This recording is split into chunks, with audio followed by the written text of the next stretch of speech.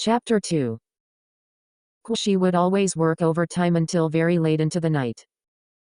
She did not love working overtime.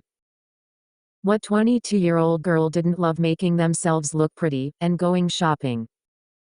She only did this because Ꭲ⎪ᎪN would work overtime until very late in the night, and the escalator inside the tall building late at night was the only chance she had to interact with him, one-on-one. After glancing at the time, and seeing it was exactly 9 p.m., she made some hot tea and brought it over for Ꭲ⎪ᎪN. This was an unshakable habit that she had developed after coming to the company. At first, Ꭲ⎪ᎪN was very grateful for the gesture. A cup of hot tea made his stomach feel better. But after she confessed her feelings for him, every night, the tea would gradually cool, and Ꭲ⎪ᎪN didn't touch it, not even a little. The disappointment was certain, but she thought, even if he doesn't drink this tea, I'll still prepare it for him. If he does want to drink some one day, at least, when he reaches out he will realize I have always been here. With a light knock on the door, she entered with a cup of tea. Today, Ꭲ⎪ᎪN wasn't immersing himself in work at his writing desk as usual. Instead, he stood by the window, looking down at the city's night scenery while he took a phone call. She softly walked over to him and was about to put the teacup down. Then, she heard Ꭲ⎪ᎪN say, "Yes, please arrange a restaurant. Tomorrow night, I will go." Ku's eyes hand slightly shook. The tea spilled and burned her hand, making it red. Ꭲ⎪ᎪN swept his eyes over her indifferently, with a blank expression. She endured the burning pain and put the teacup down on the table steadily. After that, she silently went out, as noiselessly as when she had come in.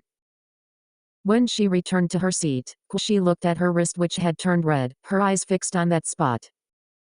She didn't know how long it had been, but suddenly she felt Ꭲ⎪ᎪN's office light go dark, and she snapped back to herself. When she got on the elevator, she watched the numbers go down as they went down each floor. She finally could not hold it in any longer. "Uncle Yan, are you going on a blind date?" "Miss Ku, that has nothing to do with you." She pouted obstinately and said, "If it's a blind date, then go on the blind date. In any case, I'm going to wreck things." Only then did Ꭲ⎪ᎪN glance at her with distaste. "You? Based on what?" She went blank, but she suddenly remembered that he hadn't even given her a chance to talk about her feelings before he rejected her confession. Because he hadn't given her that type of status, she didn't even have the right to be jealous. But liking someone made these types of things something she was supposed to care about. She lowered her head and looked down at her toes. When the elevator stopped, she lifted her head and looked at Ꭲ⎪ᎪN's back. She smiled lightly.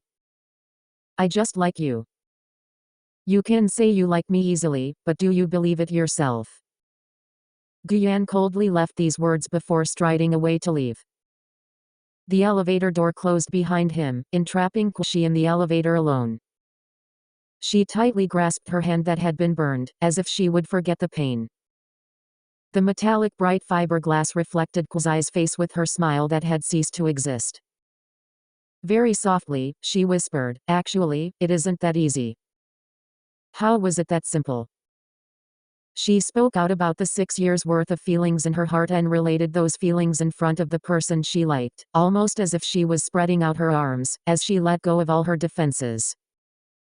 She was like a child who did not know whether she would be punished or given candy. She felt frightened yet hopeful, as she helplessly looked at Ꭲ⎪ᎪN, only to feel disappointment once more. The next day, as expected, Ꭲ⎪ᎪN went on the blind date. And sure enough, she followed to wreck things. The other party was a girl from a wealthy family. Under Kuzi's endless pestering and her appearance of silently sobbing, she ultimately ruined the date and won. She mischievously walked to Ꭲ⎪ᎪN's side and sat down, while touching the tears on her face that had yet to dry as she happily said, "Uncle Yan, I am really sincere. I'm not messing around. I helped you appraise her. This girl does not suit you. She is too weak and quiet. Even if you guys were together for 10 years, you probably wouldn't even speak 10 sentences to each other. She said this in a way that made it seem she was doing this for Ꭲ⋪. Ꭲ⋪silently drank his coffee. In the end, he only coldly uttered, "I have a few over the next few days. Help me make them leave." Ꭲ⋪ didn't like going on blind dates like this either. The only reason why he showed up was because of the pressure from his family.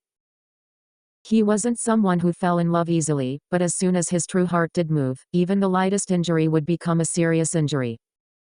Regarding his ex-girlfriend, Ꭲ⋪ had liked her before. Thus, after he knew of what she had done behind his back, he had been deeply hurt by her betrayal. But as someone inept at expressing his feelings, and as someone who hid many unyielding characteristics as a so-called man of steel deep inside, even if you knocked out his teeth, or made him uncomfortable, he wouldn't express his feelings in front of others people. He always seemed aloof and free and easy. It was just that in this past period, he did not want to get anywhere near love or feelings. By chance, he found a willing tool for him to get rid of what irked him, so naturally, Ꭲ⋪ was happy enough to be able to relax. She cleverly accepted. She was happy because she thought she had received special treatment. Over the next few days, she used hundreds of different methods to help Ꭲ⋪ get rid of the many girls who came to have a blind date with him. Ꭲ⋪ never thanked her, but she felt good nevertheless. She considered that these few days had brought her closer to Ꭲ⋪ than ever before. End of chapter 2.